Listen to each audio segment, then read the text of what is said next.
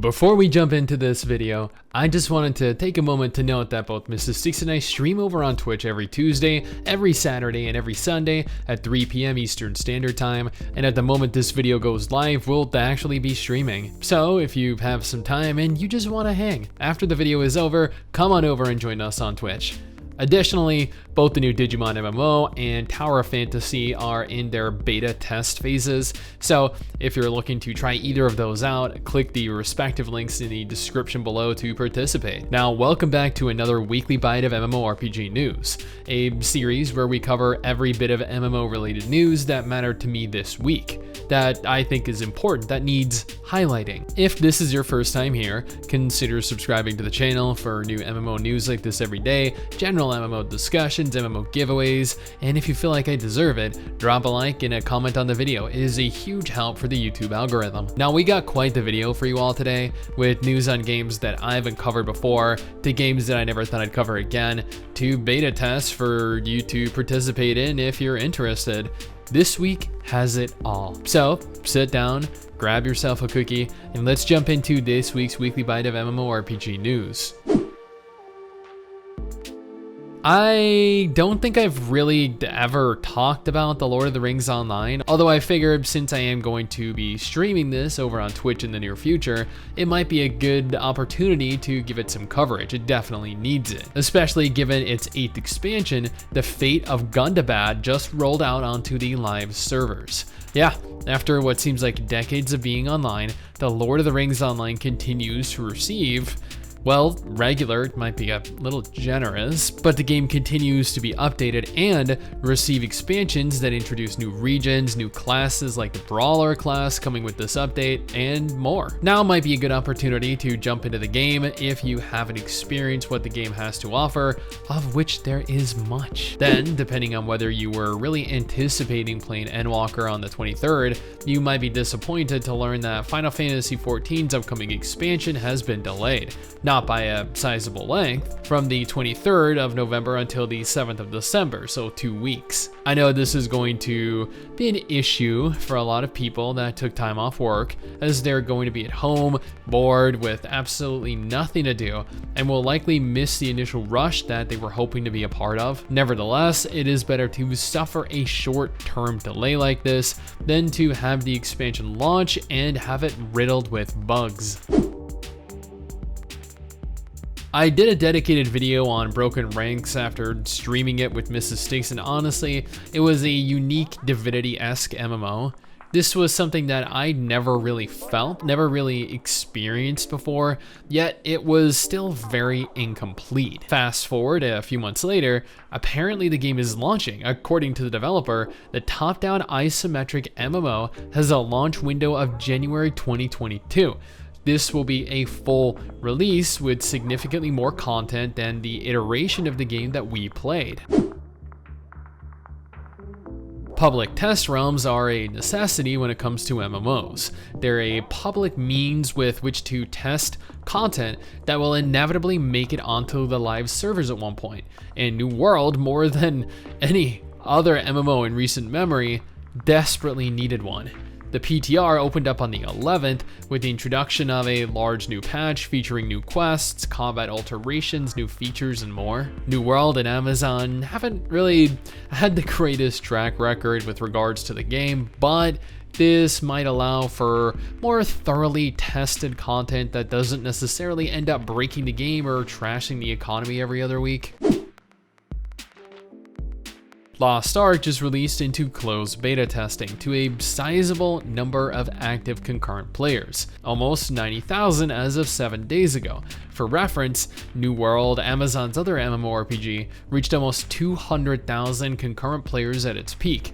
New World, after launching, went on to reach almost 1 million concurrent players, but I fear Lost Ark won't reach those same numbers. Lost Ark has since dropped down to a mere 20,000 concurrent players after many players came to the realization that this game just isn't what they had expected it to be, which makes sense. This is a top-down isometric MMO after all, and is significantly different to what we're used to. And then there are the players that are claiming that they just don't want to burn out on the game before they have the opportunity to fully try it out, and that's also understandable. Now, I haven't heard of many issues with the game thus far, and with this beta test, I'm left a little bit confused as to why the game hasn't released yet, other than the fact that they just don't want it affecting New World negatively as direct competition for it. Kakao recently revealed that they had acquired publishing rights to ArcheAge. Yeah, Gamigo have finally lost control of the game and will no longer be in charge of publishing it.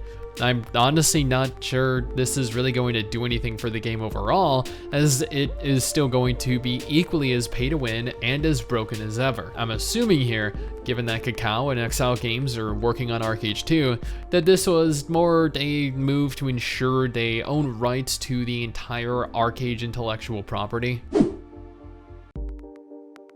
Now, speaking of Gamigo, I just covered how Gamigo had lost publishing rights to ArcheAge, which is their only decently successful popular title. Shortly after that revelation, Gamigo went and announced that they were in the process of finalizing an MMORPG. Yeah, a full-fledged MMORPG with absolutely no info at all given. No setting, no graphical style, no combat, just a short narrative of some stuff that happened one time. That was it. This isn't really very useful for us as players, nor does it do anything to create any hype for the game, whatever this game even is. PSO2 New Genesis has been kinda dead for months now. That isn't because New Genesis is a bad game, rather it just has no content, which is a little bit disappointing given the game itself is a lot of fun. Now, Sega announced the addition of their brand new class, an entire new region, an extension to the story, and a ton of new features recently. I played the new class myself, and I did have some fun with it, but even with their most recent update, the game just felt empty. This update in specific aims to add enough to warrant another look when it releases on December 15th, and honestly, I feel like it's about time. Okay, so this isn't necessarily an MMORPG, but it is an open world anime RPG like Genshin Impact that requires an online connection to play. So it's an MMORPG, you know, a multiplayer online role-playing game minus the massive. The reason I feel the need to include this is due to the fact that it was just announced, and it included a trailer with which to hype the release up. And while the trailer itself might be entirely pre-rendered, if it looks remotely close to looking that good in its final form, then not only will a game likely be incredible to play, but nobody is actually going to be able to play it. Palia is something that I have been looking forward to ever since I first saw the trailer for the game. I've been following, not necessarily as closely as I perhaps should have been, but closely enough, and I came across a little info drop recently that I'm sure you're all likely interested in. The game is still heavily in the development process right now, with quite a lot of funding being raised since the game was announced, but there has only been a short single test phase of the game, one that most people didn't even know about until now, that is. According to the dev team, Palia is looking to be launching into alpha testing during the first half of 2022, which is very promising. I cannot wait to get in game and test this out for myself, as this totally looks like a keeper. On November 24th, the first fully functional beta test for Digimon Super Rumble will take place. I've been covering this game since earlier this year, and I actually feel like I have been one of the only people covering this game since earlier this year, outside of VKun. I have a link to pre-register in the description in the pinned comment for those of you that are interested in trying the beta test out. Honestly, given the only other official Digimon MMO we have is Digimon Masters Online, this is a solid improvement. And given Digimon is one of my favorite gaming franchises and anime franchises of all time, I really hope to gain access to this test phase.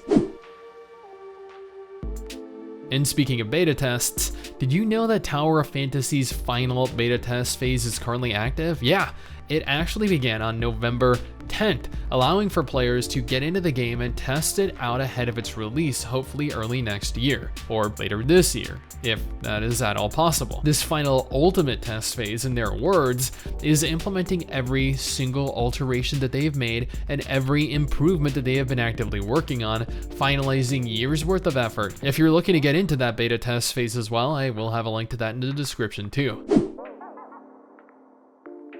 Then in Blue Protocol news, it was brought to my attention that GeForce Now lists Blue Protocol for release on the 1st of January 2022.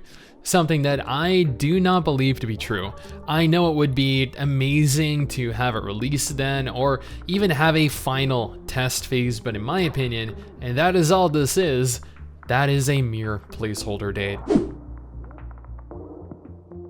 And finally, for those of you that don't keep up to date with Albion Online, or for those of you that just don't actively play it, their new Lands Awakened update is launching on November 24th. Yeah, in a little over a week from now. This update in specific aims to expand every aspect of Albion's open world, reworking open world dungeons, offering better rewards, and they've confirmed that they're overhauling the visuals with massively improved terrains and layouts. Who would pass this update up? And that's it. That is every bit of MMO related news that mattered to me over the last couple weeks. Sure, there's probably more out there, but it's not significant enough for me to really dedicate time to. This is what is important, but if you think that there's something that I missed, please go ahead and let me know via any platform I'm available on: Discord, Twitter, Facebook, Instagram, or even in the comment section below. Someday soon, I'm gonna make it.